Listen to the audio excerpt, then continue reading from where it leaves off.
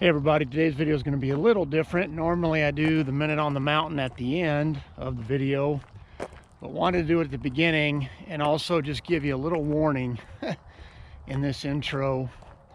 I'm doing a wild game cooking video today. First one I've done in a long time.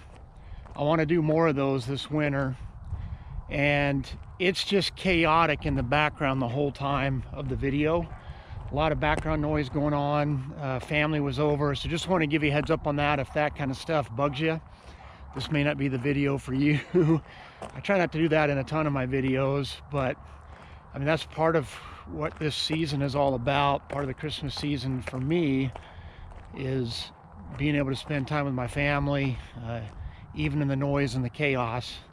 Now, obviously, that's not the main reason for this season. The main reason for this season is Jesus Christ.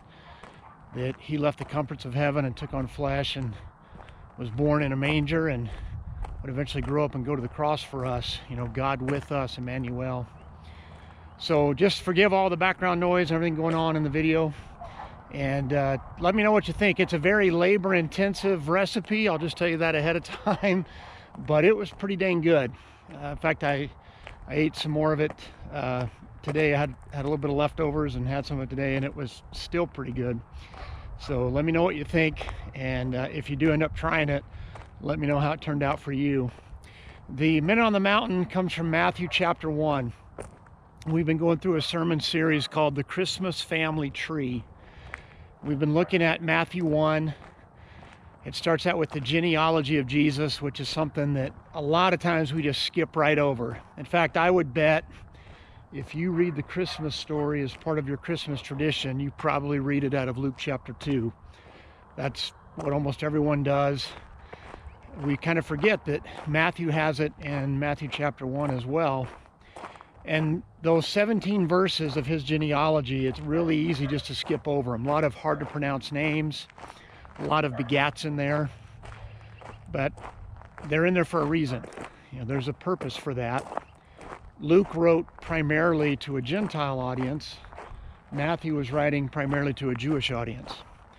And if Matthew was going to convince his readers that Jesus was the Messiah, it was important, it was critical that he showed that Jesus was from the line of David, because that's what all the prophecies foretold about the Messiah. And one of the things that we focused on in our Christmas Eve service, which is going to be tomorrow night, is the last names, the last group of 14 names, which were from the exile up until Christ's birth, and how many of those names you won't find them in the Old Testament. When you get to Zerubbabel, Zerubbabel is the last name in that genealogy of Jesus that you can find in the Old Testament. So all of those other names, essentially, other than that place, they've kind of been lost to history. That's the only place they're mentioned in Scripture. It's just a great reminder that Jesus invites ordinary people into his family. That those individuals were included in the lineage of Jesus, even though there was nothing special about them. They weren't princes, they weren't prophets, they weren't patriarchs. And Jesus still invites average, ordinary, everyday people who are broken, who are sinners, but who have a soft heart and want to repent of that. He invites them into his family. That's the message of Christmas. I hope you and your family have a wonderful Christmas holiday. Hope you enjoy the rest of the video. Hey, what's up everybody? Welcome back to Minute on the Mountain. We're doing something that we haven't done in a long time, which is a wild game cooking video, and we have a kitchen full of chaos. Andrew and Shay are in here. We've got our new granddaughter Joy, who's not been on the channel yet. I don't think Shay's been on the channel yet either. So this is Andrew's wife Shay, and then Hannah's hanging out over there. So let me tell you what we're going to do. I've been watching all these videos of guys making these stuffed onion rings, and they make it look so easy, and I can already tell it's not as easy as I think it is. And Andrew just sneezed all on the food. He turned away. He did a good job. So here's what we're doing. We've got our onion rings, and the way it works is you're going to have one ring and then a smaller ring inside it like that. Then we're going to stuff this with the burger. So I've got a pound of elk burger. I've got some chopped orange pepper. I'll also have some diced tomatoes in the mixture, and then some garlic, some cayenne pepper. I may put a little sriracha in it. I want it to be spicy. And then we're going to wrap that all up in bacon. Can't go wrong there. And then we're going to drizzle it with our Kinder's bourbon peach barbecue sauce. Except for Shay's, because she's allergic to peach, so we're going to do something different on hers. So once I get them stuffed, I'll show you what they look like before we put them out on the grill. Okay, so the onion rings are stuffed. First thing I've noticed is you can only use a tiny bit of each onion, because you can only use the biggest rings in the center, the widest rings, and then the tiniest rings on the end. If you do anything other than that, you don't have enough gap between the two to stuff them. So man, you're going to go through a lot of onions if you really wanted to do a bunch of these. But we've got the mixture. For the elk burger mixture, I ended up going with black pepper, salt, garlic powder, cayenne powder, and then a little bit of this carne asada seasoning. So next we've got to wrap them all with the bacon, and then once we get them wrapped, we'll throw them on the grill.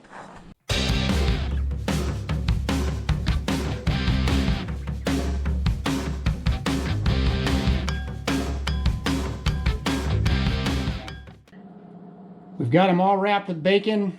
I will just say again, guys, it's very labor intensive.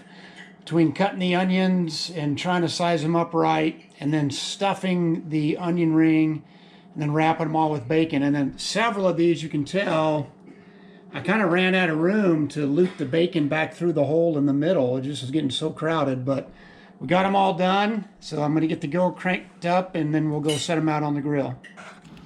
We've got them on the grill, and now we're gonna drizzle this peach barbecue sauce on them. Now I'm gonna leave 2 without it, because Bridget's allergic, or not Bridget, excuse me, Shay is allergic to peach. So we'll do 2 with a different kind of sauce. Again, I said Kinder's earlier, Andrew said it's Kinder's, so whether Kinder or Kinder's, that's what we're drizzling on the top of them.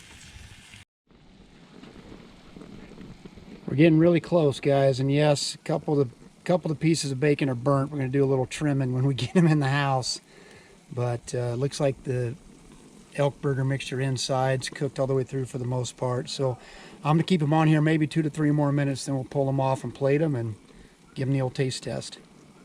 Good, Andrew? Were you good? Okay, we got the finished product. Everybody's around. Caleb and Bridget are here now too. We've got the whole family here. So Andrew, give it a whirl.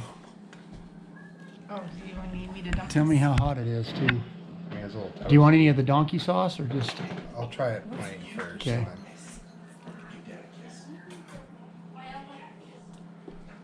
You just bit the burp, I think. It's good. Yeah. It is hot though. Yeah, it looks hot. Is the elk burger cooked all the way through? Yeah. I was a little worried. No, it is. Okay. It was hot. Kind of burnt my tongue. Couldn't really taste too much of it. All right, here Rhonda goes.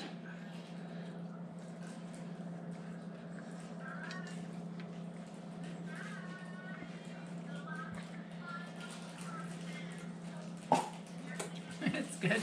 You didn't look like No, it was it's good. good. Not as good as I was thinking it was going to be from most videos, but All right, now she's gonna try with the donkey sauce. Yeah.